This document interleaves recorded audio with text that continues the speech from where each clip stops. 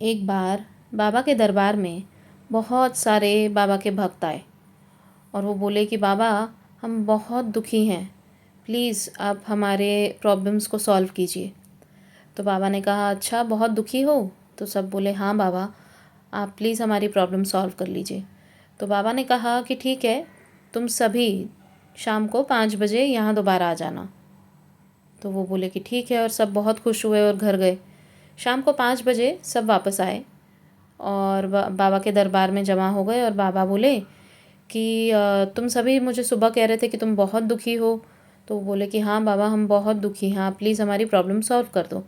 तो बाबा बोले कि एक काम करो, एक दूसरे को अपनी प्रॉब्लम्स पहले बताओ। तो सारे बच्चे एक दूसरे को अपनी प्रॉब्लम्स बताने लग गए। हर किसी ने अपना सुख और दुख दोनों सुनाया और फिर बाबा की तरफ मुड़े कि बाबा, हमने सबको एक दूसरे को बता दिए अपने सारे दुख।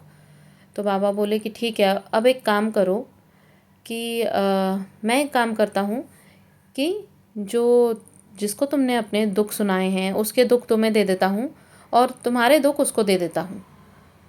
तो फिर सब बहुत सोच में पड़ गए कि बाबा ये क्या बोल रहे हैं, क्योंकि हर किसी को पता था कि जो दुख मैंने बताया है और जो सामने वाले ने मुझे बताया है, तो वो सामने वाले का दुख मुझसे बहुत ज़्यादा था। हर किसी को ये रियलाइज़ हो गया था जब उसने बताया।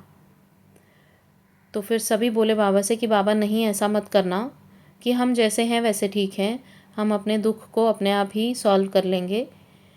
तो बाबा हंस पड़े और बोले कि बच्चे, ये समझ लो कि जो दुख तुम्हें मिले हैं वो तुम्हारे हिस्से के हैं, तुम्हारे कर्मों के हिसाब से हैं और तुम्हारी काबिलियत के हिसाब से भी हैं कि तुम उतना झेल पाओगे। मैंने उतने ही दुख तुम्हें दिए हैं क्योंकि तुम्हारे कर्म वैसे थे।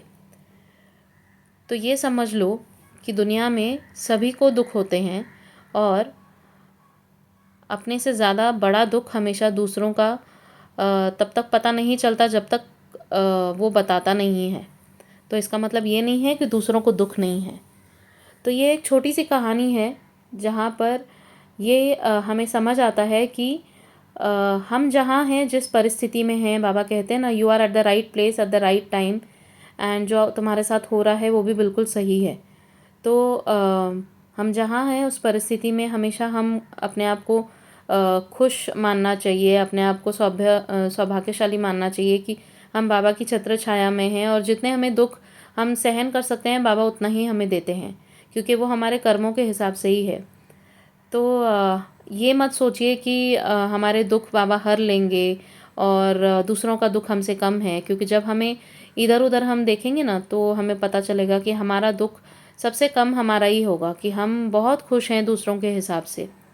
तो जहाँ हो वहाँ खुश रहो, बाबा की कृपा में, बाबा की छत्र छाया में रहो, उनका नाम जप करो और जो है, जो मिला है उसमें समाधान करो। आगे की इच्छा, ज़्यादा की इच्छा रखना अच्छी बात है। अपने दुख कम करने की चाह रखना भी ठीक ही है, क्योंकि हर कोई चाहता है कि मैं सुखी रहूं और दुखी ना रहूं। लेकिन उस दुख को हमें खुद ही हैंडल करना है, कोई और हमारे लिए हैंडल नहीं कर सकता। हमें खुद अपने अंदर वो सेल्फ मोटिवेशन बाबा से प्रे कर करके, उनका नाम जप कर करके मिल जाएगा। अगर हम बहुत सिंसियरली बाबा को रोज़ याद करें और उनका नाम जप करें और जो है उसमें समाधान महसूस करें।